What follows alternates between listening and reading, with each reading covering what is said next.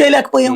లేదు. సాగర తీరం ఇవాళ ఏమన్నా తెలుగుదేశం వచ్చినప్పుడు జగన్ వచ్చినప్పుడు ఏమన్నా సముద్రాలు పుట్టినాయా?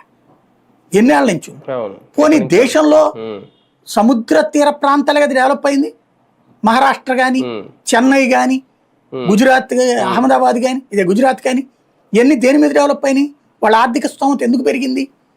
అక్కడ సముద్ర ఆధారిత వ్యాపార వాణిజ్యాల పెరుగుదల, దాని ఆధారిత పరిశ్రమ, మ్యానుఫ్యాక్చరింగ్ సెక్టర్. మనం ఇక్కడ ఎందుకు చేయట్లేదు? ఎందుకని ఇన్నేళ్ల నుంచి చేయలేదు? ఇంతకాలం చెయ్యింది 43 ఏళ్లలో అట్లాంటి ప్లానింగ్ చేయలే మనం. ఓన్లీ హైదరాబాద్కి లక్షల కోట్లు తీసుకెళ్ళిపోవచ్చు. లక్షల కోట్లు హైదరాబాద్కి పోస్తే తర్వాత మనల్ని పోయి మీ ఊళ్ళో బతకండరా అని చెప్పారు.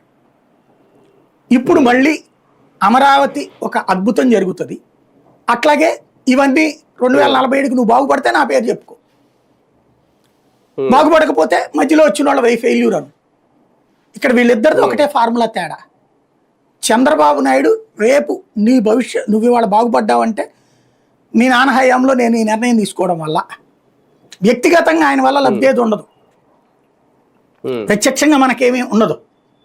మనం వెళ్ళి కార్పొరేట్ కాలేజీలో చదివి ఆ పైన కార్పొరేట్ కంపెనీలో ఉద్యోగం చేస్తుంటే నేను తీసుకున్న నిర్ణయాల వల్లే నువ్వు బాగుపడ్డావు అనేది కన్విన్స్ చేయడానికి ఒక టీం ఉంటుంది.